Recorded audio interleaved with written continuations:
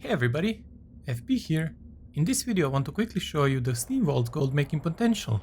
It's probably the best gold per ID instance in BCC if you're a miner, herbalist or engineer. There are two ways of using invisibility here as a mage. You can lock out that the enchanters pack don't aggro you, or alternatively you can CC both packs, wait for lightning bolt to counterspell it, then invis. Lightning bolt has a very long range and oftentimes if you ignore it, it will break your invisibility. Nodes on the left and right of the first room are protected and can't be looted, and every single ID contains 10 nodes, 6 of them are herbs and 4 of them are ores. So sometimes you might luck out and be able to loot most of them, but on average you will lose around 3 nodes out of the 10. Invisibility will get you all the way to the cliff, as long as you have minor speed boots enchant.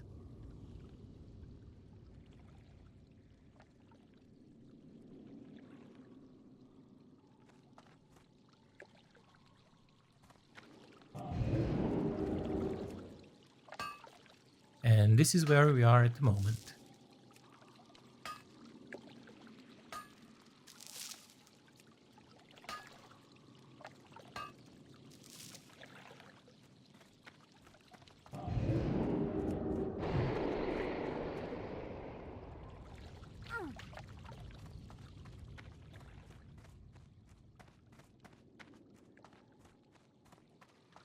When it comes to this specific fell iron, you have to watch for both water elemental and the Naga patrolling, and only mine once, then go out, then go back in when Naga patrols away.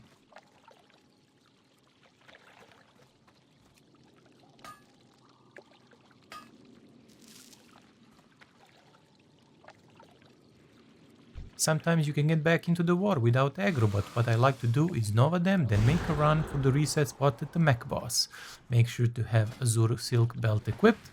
On the beta, Nagas are not swimming and they are actually walking on the bottom of the lake, and the belt in combination with Blink on cooldown is needed to make to the reset spot.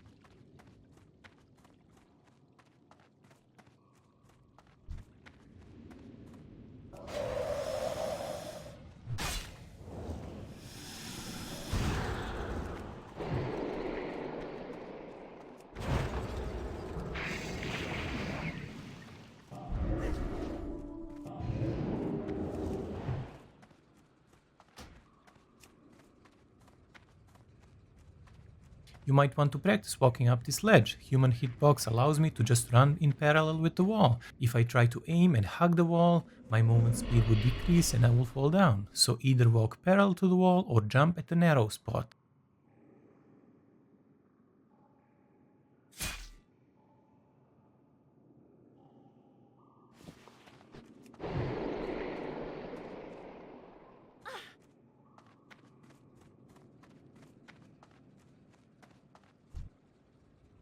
For the next obstacle, mark this gnome. He will see us if we try to make a run for. Try to find the precise moment when to blink through this rocky ending. Even if he does aggro, you can still kill them and I will show you later how to do it. Water mode always starts its patrol location at this spot. If you wait too long, it will move into the gnome pack and you will have to wait till the water node patrols to the other side.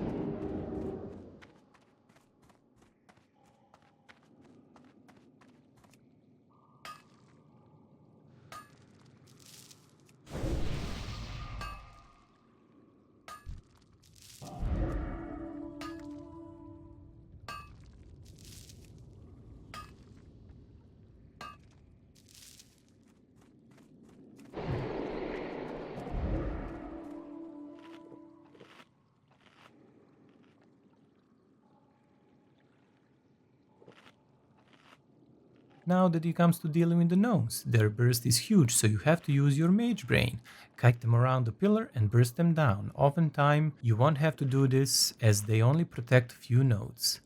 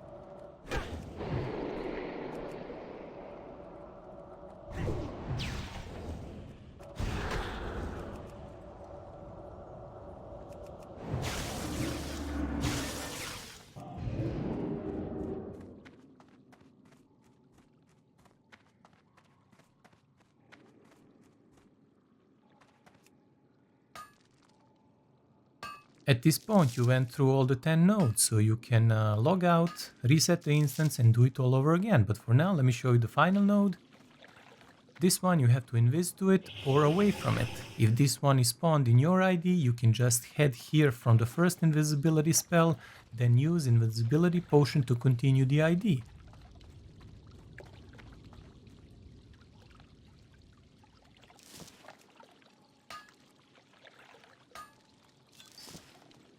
When it comes to rogue farming Steamvaults, it's so much easier. There are no real obstacles, and these are the talents that I was using. It's just every talent that increases the speed of the clear. The map will be linked down in the description, and one final herb is protected by Nagus, and I will show you at the end few options how to get it. Efficient Rogue can clear Steamvaults in 5 minutes, so let's enjoy it.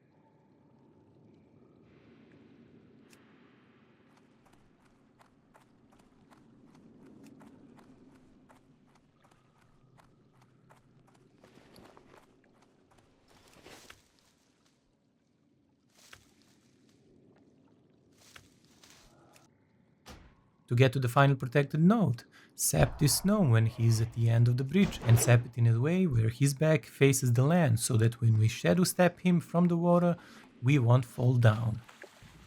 The spot under the bridge, just a bit next to us, is another reset spot. In case you don't have a vanish, you can just jump down here.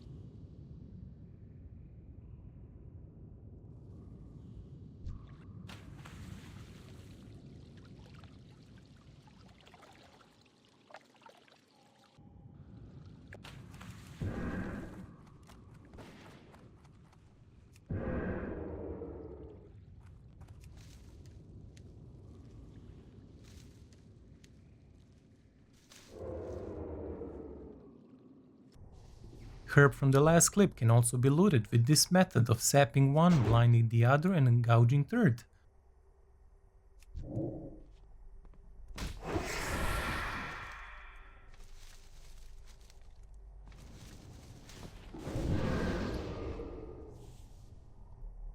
Botanica only has few herbs you can loot and is not worth bothering with.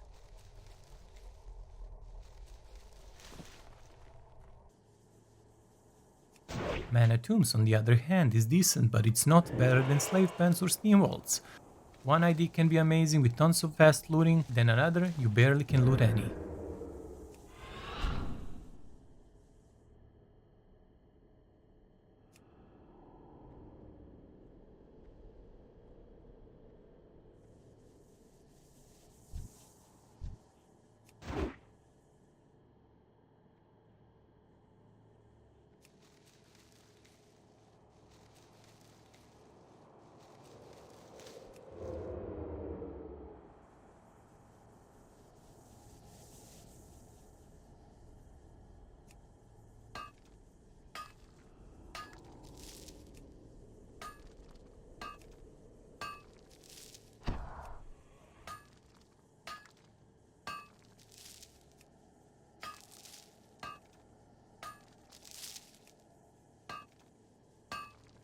And finally, Underbog is decent if you are after Sanguine Hibiscus, which paladins might want to use for friendly to honored rep grind for their shield.